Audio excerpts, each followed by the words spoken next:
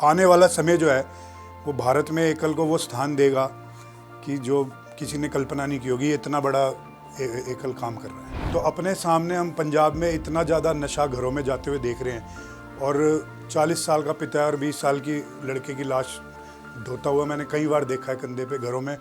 एक मात्र अकेला संगठन एकल ऐसा है पंजाब की, अगर मैं बात करूं, जो ज़मीनी स्तर पे बच्चों के जो संस्कार पक्ष मजबूत करके, जो बच्चा एकल में आ रहा है छोटी सी उम्र से और टीन एज तक वो एकल में रहेगा और पूरा उसका संस्कार पक्ष मजबूत होगा, केवल वो इंसान जो है नशे से या किसी भी बुराई से दूर रह सकता है। छोटे बच्चों की मानसिकता को अगर हम मजबूत कर देंगे तो वो बड़े होकर कभी भी गलत रास्ते पे नहीं जाएंगे, जाएंगे भी तो वापस जल्दी आ जाएंगे। रिमोट एरियाज़ में, बॉर्डर के इलाकों में एकल के विद्यालय, यहाँ तक कि CRPF और पुलिस जो प्रशासन है वो भी हमारे साथ इंक्लाइंड होकर चलते हैं।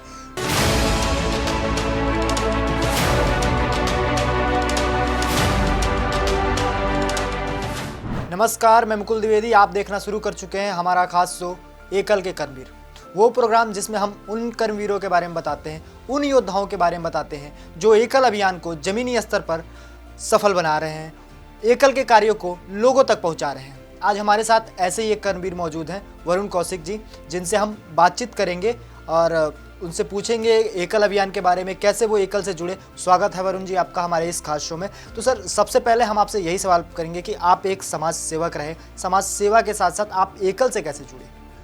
मेरा संघ के साथ कॉलेज डेज से इंटरेक्शन था और इन्वॉल्वमेंट थी। पहले कॉलेज डेज में मैं बजरंग दल के साथ था, फिर विश्व हिंदू परिषद के साथ था हिमाचल में। तो वहाँ पर जो हमारा स्थान है वो हिमाचल और पंजाब बॉर्डर पे है बिल्कुल। तो वहाँ पे गीता जयंती पे VHP का हम कार्यक्रम कर रहे थे, तो वहाँ पर एकल की जो संच की टीम है वो भी वहाँ पे आई हुई थी। संभाग अभियान प्रमुख उस समय वहाँ पे थे विजय कुमार शर्मा जी, वो वहाँ पे प्रस्तुत थे। तो जब मैंने अपना वक्तव्य रखा वो प्रभावित हुए और उन्होंने मेरे से आग्रह करा और अपने साथ पूरा, मेरे को एकल के बारे में पहले भी पता था पर वो कोई चैनल नहीं मिल रहा था। विजय जी के माध्यम से हमारी एकल में। आप एकल में आने से पहले संघ से जुड़े रहे, बजरंग दल से जुड़े रहे, समाज सेवा करते रहे, लेकिन जब आप एकल आए, इनमें सबसे अहम बदलाव क्या दिखा आपको? आप समाज सेवा से भी जुड़े, तो सबसे अहम बदलाव क्या था? सबसे बड़ा प्लस पॉइंट एकल का जो मुझे लगा, वो सबसे बड़ा ये लगा कि मैनेजमेंट, डिसिप्लिन और संख्या बल। जो मतलब कि अगर हम कुछ कह देते हैं, कहीं पे भी हम अपने क्षेत्र में हैं, तो वहाँ पर हमें बहुत सारी चीज़ों के लिए एफर्ट नहीं करने पड़ते, क्योंकि एकल ग्राउंड पे पहले ही इतना ऊर्जा बना चुका है कि सिर्फ हमें सोचना है कि हमें करना क्या है, वो हो जाता है। बनस्पत उसके कि पहले हमें सब कुछ खुद ही करना पड़ता था। तो half of the thing are done by एकल, मतलब पहले से ही काफ़ी कुछ हो चुका। अगर आप यहाँ बैठे बैठे अभी बोलोगे कि उड़ीसा में इतनी संख्या होनी चाहिए, ये कार्यक्रम होना चाहिए, तो मेरे ख्याल से एक दिन लगेगा और वो सब कुछ वहाँ पे प्रस्तुत हो जाएगा। आप पंजाब से आते हैं और पंजाब अक्सर नशे के लिए चर्चा में रहता है और एकल अभियान संस्कार शिक्षा के माध्यम से नशा और धार्मिक जुड़ाव लोगों तक पहुंचा रहा है, तो इसको कैसे देखते हैं और एकल अभियान पंजाब में कैसे काम कर रहा है? ये आपने बहुत अच्छा सवाल किया, मैं धन्यवाद करता हूँ आपका और धन्यवाद करता हूँ मैं एकल अभियान का, क्योंकि चाहे हम अभियान से ना भी जुड़े हों, हम एक भारतीय इंसान हैं। तो अपने सामने हम पंजाब में इतना ज़्यादा नशा घरों में जाते हुए देख रहे हैं और 40 साल का पिता और 20 साल की लड़के की लाश धोता हुआ मैंने कई बार देखा है कंधे पे, घरों में माहौल देखा है। तो एक मात्र अकेला संगठन एकल ऐसा है पंजाब की, अगर मैं बात करूं, जो ज़मीनी स्तर पे बच्चों के जो संस्कार पक्ष मजबूत करके, या अवेयरनेस प्रोग्राम्स, या समरसता सत्संग है, या एकल ऑन व्हील्स करके कंप्यूटर वैन्स आती हैं, लोगों के पास ऑप्शन है। वरना अभी तो ये सूखा नशा, इससे पहले कच्ची शराब चलती थी। तो गांव का जो माहौल है, हम सोच भी नहीं सकते कितना नकारात्मक है, वहाँ पे काम करना कितना मुश्किल है। जो एकल की संच प्रमुख होती हैं, जो आचार्य होती हैं, आप यकीन नहीं मानोगे कि वो हर तरह की नेगेटिविटी को फेस करते हुए एकल का विद्यालय वहाँ पे चलवा रही है। क्योंकि गांव में बहुत भयंकर राजनीति होती है, अलग अलग गुट बने होते हैं, हर कोई एक दूसरे की टांग खींच रहा होता है। जब हम बच्चों को लेकर बैठते हैं या कोई त्योहारों में कोई कार्यक्रम कराते हैं, तो हमारे साथ संख्या आती है, तो चारों तरफ सबके कान खड़े हो जाते हैं कि ये इतनी संख्या यहाँ पर आ रही है, क्या कर रहे हैं, इनका हम कैसे फ़ायदा उठाएं। तो लेकिन एकल के आचार्य संघ प्रमुख का एक ही विज़न होता है कि अपने त्योहारों में रस्ता फैले, एकल अभियान के विद्यालय चलें, बच्चों के अंदर साक्षरता, संस्कारों को लेके आगे बढ़े, जो भी पंचमुखी योजना है उसको। तो ये तो मतलब आने वाला समय जो है वो भारत में एकल को वो स्थान देगा कि जो किसी ने कल्पना नहीं की होगी। ये इतना बड़ा एकल काम कर रहा है। आप एकल अभियान से 5 सालों से जुड़े हुए हैं और पंजाब में काम कर रहे हैं। पंजाब भारत का एक समृद्ध राज्यों में से एक है, लेकिन वहाँ भी वो टेक्निक, क्योंकि जहाँ भारत में हर जगह हर तरीके के लोग रहते हैं, तो वहाँ भी लोअर मिडिल क्लास लोग हैं, तो उन तक एकल अपने जीआरसी सेंटर और आईवीडी सेंटर के माध्यम से जुड़ रहा है। तो ये कैसे मुमकिन हो रहा है? ऐसा है कि पंजाब जो है भारत का हृदय कहलाता है और पंजाब की अपनी संस्कृति बहुत महान रही है। और सबसे बड़ी बात यह है कि संगठन जितने भी हैं वो हमारा हिमाचल को अगर हम छोड़ दें तो जे&के और पंजाब खासकर क्या है कि लोगों को अभी वहाँ पे बहुत अच्छी तरीके से संगठन के साथ अवगत नहीं है, उन्हें पता नहीं है, क्योंकि संगठन चलते हैं यहाँ से आपके उत्तर प्रदेश हो गया, मध्य प्रदेश हो गया, राजस्थान हो गया, यहाँ पे प्रबलता और मजबूती के साथ हैं। अभी उस क्षेत्रों में हम विख्यातता को लेकर आ रहे हैं, तो लोगों के अंदर जैसे हम आईबीडी खोल रहे हैं, सिलाई केंद्र खोल रहे हैं, लोगों को समझ आ रही है, कंप्यूटर सेंटर खोल रहे हैं कि बिना प्रॉफिट के ये संगठन हमारे बच्चों को साक्षर कर रहा है, या पंचमुखी योजना कर रहे हैं और भी अन्य कार्यक्रम कर रहे हैं जिसमें रथ योजना भी है। तो अब ये जितने जितने ज़मीनों पे जा रहे हैं हम, तो लोग बहुत ज़्यादा भावुकता के साथ जुड़ते जा रहे हैं धीरे धीरे। ये स्लो प्रोसेस है, क्योंकि पंजाब एक ऐसी स्टेट है कि आप वहाँ पे कदम रखोगे, कोई भी संगठन कदम रखेगा तो पहले उसको शक की नज़र से देखा जाएगा, क्योंकि हम सब जानते हैं कि पंजाब में कितनी प्रॉब्लम्स हैं। तो लेकिन जब हम निस्वार्थ तौर पे सिर्फ मानव कल्याण के लिए, सांस्कृतिक कल्याण के लिए वहाँ पे जाते हैं, तो हम लोगों का विश्वास जीत पाते हैं। पंजाब में जो हमारा सिख बहुमूल इलाका है, वहाँ पे सिर्फ केवल गुरबाणी का जो है संस्कार पक्ष किया जाता है और मतलब गुरु ग्रंथ साहिब को, गुरबाणी को, उसको प्रमोट किया जाता है। और बाकी मतलब समरसता का संदेश पंजाब में बहुत मजबूती से दिया जाता है, क्योंकि लगभग 4 करोड़ के करीब पंजाब में जनसंख्या है। तो बहुत बड़ा सेक्शन जो है वो हमारा शबरी बस्ती से आता है। तो उनको बताना कि ये समरसता जो है एकल का सबसे बड़ा प्रकल्प है, ये आपके लिए है, इसमें भेदभाव को किस तरह से हम मिटा सकते हैं, सत्संग करवा के, अन्य कार्यक्रम करा के। तो ये एक है ना, slow and steady win the race वाली बात है। अच्छा, एक निजी सवाल आपसे रहेगा कि आप एक युवा हैं और आजकल युवा और आपका प्रोफेशन जो है वो समाज सेवा है, जहाँ युवा नहीं जा रहा है समाज सेवा, इसलिए आप लोगों के पास टाइम भी कम है, लोग पैसे के पीछे भाग रहे हैं, अपने व्यापार नौकरी के पीछे भाग रहे हैं। तो लोग समाज सेवा, आप समाज सेवा में, आपके मन में कैसा है कि समाज सेवा से जुड़े, और युवाओं को क्या संदेश देंगे, वो कैसे समाज सेवा से जुड़े? ऐसा है कि एक चीज़ मैं अपने महसूस करता हूँ, कई बार आपकी डेस्टिनी होती है। जैसे मैं अपनी बात करूँ कि ये मेरे को अपनी ज़िंदगी को देखता हूँ तो डेस्टिनी में ही है ये सब चीज़ें। पर अगर हम, सबसे बड़ी बात ये है कि जैसे बच्चे हैं, अगर हम घर में बच्चों से बात नहीं करते तो अपना पबजी खेलते रहेंगे, इंस्टाग्राम चलाते रहेंगे। हमें बच्चों के साथ काउंसलिंग करनी पड़ती है, हमें बच्चों के साथ बैठना पड़ता है। हर इंसान जो है वो अपने देश के लिए, अपनी संस्कृति के लिए, अपने लोगों के लिए आगे आना चाहता है, पर कम्युनिकेशन नहीं है, कम्युनिकेशन गैप बहुत ज़्यादा है। एक चीज़ और है कि लोगों में भावना भी कम है, जगाना पड़ता है भावना, तो वो भावना लोगों में कैसे आए? एक्चुअली जगाना तो पड़ता है, लेकिन बात ये है कि जब हमें वो करता हुआ देखते हैं तो कहीं ना कहीं उनकी आंखें नम होती हैं। तो सब अपनी अपनी मजबूरियों में होते हैं, पढ़ाई का प्रेशर है, कैरियर का प्रेशर है, युवाओं के ऊपर बहुत प्रेशर होता है। पर जब भी मैं जैसे युवाओं से बात करता हूँ जो हम अपने साथ जोड़ते हैं, तो मैं उन्हें कहता हूँ कि पूरे हफ्ते में सिर्फ 2 घंटे, कितने घंटे हो गए पूरे हफ्ते में, सिर्फ आपके 2 घंटे चाहिए।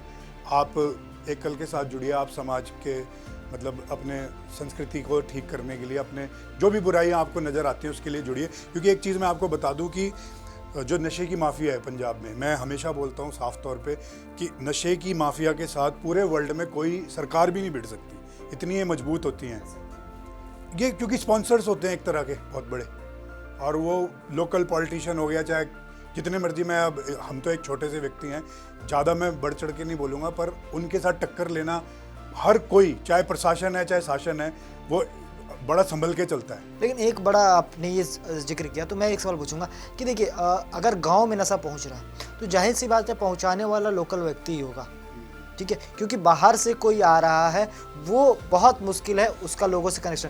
तो इसको क्यों नहीं खत्म, जो क्योंकि जो एक स्लीपर सेल वाली चेन जिसको हम बोलते हैं उस टाइप का चेन होगा तभी ये इतने व्यापक लेवल पे, क्योंकि पंजाब का अक्सर बात होती है तो नशा जरूर आता है, तो ये जो स्लीपर सेल है इनको ख़त्म क्यों नहीं किया जा रहा? मैं इसका आपको बड़ा अच्छा जवाब देता हूँ। होगा क्या, जो बच्चा एकल में आ रहा है छोटी सी उम्र से और टीन एज तक वो एकल में रहेगा और पूरा उसका संस्कार पक्ष मजबूत होगा, केवल वो इंसान जो है नशे से या किसी भी बुराई से दूर रह सकता है। वरना समाज में इतनी परिवार का, अपने सर्कल का देखा देखी, शो ऑफ का इतना प्रेशर होता है कि इंसान सोचता है कि कैसे भी मैं करूं, मैं भी अपनी ज़रूरतें पूरा करूं। वहाँ पे साधन कम है। अगर आप सिर्फ पंजाब को देखो, जलंधर, लुधियाना, अमृतसर, पठानकोट, ये तो बड़े बड़े शहर हैं, पर अंदर अंदर गांव में बहुत पंजाब बसता है जहाँ पे साधन बहुत कम है। किसानी का आपको पता है कि कितना इतना हो नहीं पाता, तो उनके पास कोई रास्ता नहीं है। और सपने और सोशल मीडिया हर जगह पहुँच चुकी है, सबको दिखता है कि गाड़ी चाहिए, ये चाहिए, तो अपना स्टैंडर्ड मेंटेन करने के लिए, अपनी ज़रूरतें पूरी करने के लिए इंसान ये करता है। पर इसका जो रामबाण तरीका है वो केवल और केवल, चाहे वो संघ के माध्यम से हो, चाहे वो एकल के माध्यम से हो, चाहे वो किसी भी और तरीके से हो, वो केवल ये कि छोटे बच्चों की मानसिकता को अगर हम मजबूत कर देंगे तो वो बड़े होके कभी भी गलत रास्ते पे नहीं जाएंगे, जाएंगे भी तो वापस जल्दी आ जाएंगे। एक आपसे एक और निजी सवाल रहेगा, आप संघ में रहे, बजरंग दल में रहे, अभी बजरंग दल जब भी वैलेंटाइन वीक आता है बजरंग दल हमेशा चर्चे में होता है, तो क्या ये वाकई बजरंग दल के लिए टैग सही है? नहीं नहीं, ऐसा नहीं है, आप इसको गलत वे में देख रहे हैं। अगर आप मान लो एक कछुआ है, कछुए की, क्योंकि अक्सर ना जब भी वैलेंटाइन वीक आता है तो बजरंग दल का नाम ऑटोमेटिकली जुड़ जाता है। नहीं, इसको समझना, वहाँ जाएं। आपने बड़ा अच्छा सवाल किया, इसको समझिए आप। जैसे एक कछुआ है, कछुए को कुदरत ने एक कवर दे रखा है, बड़ा सख्त होता है ऊपर से। अगर वो कवर आप उतार दोगे तो कछुआ चूहे से ज़्यादा कुछ भी नहीं है। और तो हमारा जो समाज है, हमारी बहन बेटियाँ हैं, बच्चे हैं, वयस्क हैं, उनको ठीक रास्ते पर लेकर जाना और इस उम्र में वो अपना कैरियर बनाएं और अपने आप को मजबूत करें, अपने परिवार को मजबूत करें, अपने संस्कारों पे रहें, तो और अपना मानसिक और स्पिरिचुअल अपनी ग्रोथ करें।